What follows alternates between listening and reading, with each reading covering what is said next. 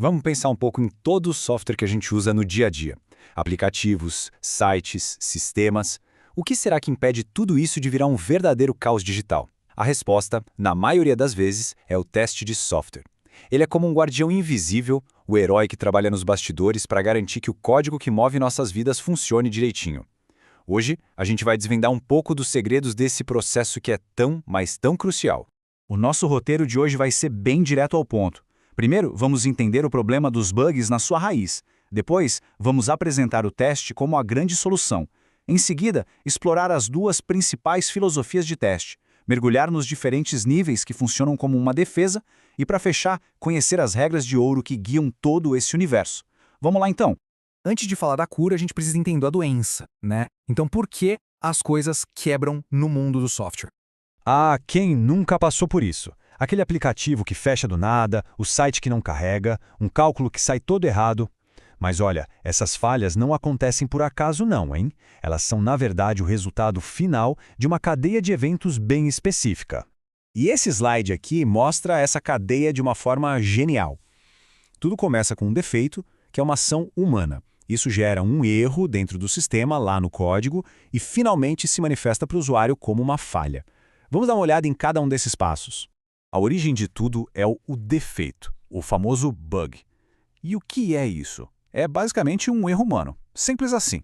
Pode ser um erro de digitação no código, uma interpretação errada de algum requisito. É o momento em que a nossa imperfeição humana entra no sistema. Bom, esse defeito, uma vez no sistema, cria um erro. Pensa no erro como uma anomalia interna. É a consequência do bug lá no código. O sistema fica num estado incorreto, mesmo que o problema ainda não esteja visível para quem está usando. É como uma pequena bomba relógio, sabe? Só esperando para ser ativada. E a falha? A falha é a explosão. É quando aquele erro interno finalmente aparece no mundo exterior. É a tela que congela, o botão que não responde, o valor que aparece errado. A falha é o que a gente, como usuário, percebe e sente na pele. O grande objetivo do teste é justamente esse, encontrar o defeito antes que ele vire uma falha. Ok, se o problema é essa cadeia de defeito, erro e falha, qual é a forma sistemática de quebrar essa corrente? A resposta, claro, é o teste de software. Eu particularmente gosto muito dessa definição clássica do Hetzel. Ela mostra que testar não é só uma caça aos bugs. É, na verdade, um processo para construir confiança. O objetivo final não é só achar o que está quebrado, mas garantir que o software é confiável e que ele realmente entrega o que promete. Certo. Agora vamos mergulhar um pouco mais fundo. Na hora de testar, existem duas grandes filosofias, duas maneiras de olhar para o software. A gente chama de caixa preta e caixa branca. Olha, a analogia do carro que está nesse slide é perfeita, simplifica tudo. Pensa assim, o teste de caixa preta é como ser um motorista. A pessoa não precisa saber como o motor funciona, só precisa saber se o carro acelera, se ele freia, se vira. O foco é no comportamento externo. Já o teste de caixa branca é como ser um mecânico. A pessoa abre o capô, olha cada pecinha do motor, entende como tudo se conecta, o foco é na estrutura interna do código. Testar não é uma coisa que se faz uma vez só e pronto. É um processo com várias camadas, como se a gente estivesse construindo uma rede de segurança, onde cada nível oferece um tipo diferente de proteção contra os bugs. E como a gente pode ver nesse diagrama, o teste acontece em várias fases do desenvolvimento. Não é uma coisa que fica só para o final, de jeito nenhum. A grande ideia é encontrar os problemas o mais cedo possível, começando pelas pecinhas menores até chegar no sistema completo.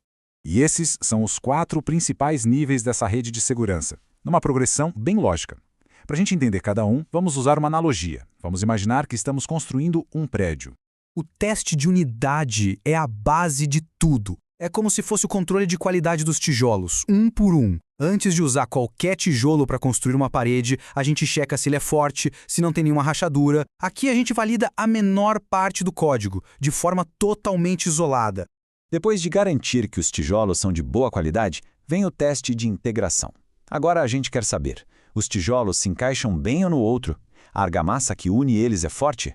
O foco aqui é garantir que os diferentes componentes do software que já foram testados sozinhos conseguem conversar e trabalhar juntos sem problema nenhum. Com a parede, ou melhor, com o prédio todo construído, chega a hora do teste de sistema. Aqui, a gente dá uns passos para trás e olha a obra completa. O sistema inteiro é testado como um todo para ver se ele atende a todos os requisitos que foram definidos lá no projeto. O prédio ficou de pé? Ele funciona como deveria? E por último, mas não menos importante, o teste de aceitação. Essa é a vistoria final. É como entregar as chaves do prédio para o futuro morador e perguntar: e aí, era isso que se esperava? Esse lugar atende às suas necessidades? Esse teste valida se o software resolve o problema do cliente lá no mundo real, no dia a dia dele.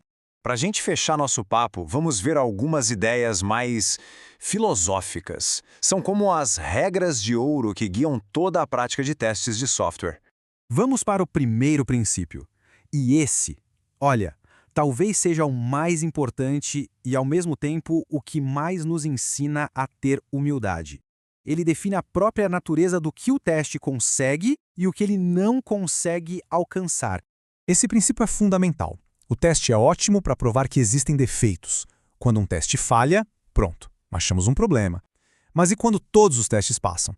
Isso não prova que o software está perfeito. Só significa que aqueles testes específicos não encontraram nenhum problema. Provar a perfeição é simplesmente impossível.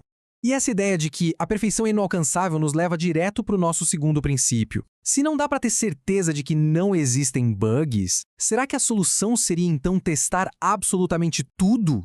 A resposta é um sonoro não. Testar absolutamente todas as combinações de entradas e cenários em qualquer software um pouquinho mais complexo é matematicamente impossível. Levaria, literalmente, mais tempo do que a idade do universo.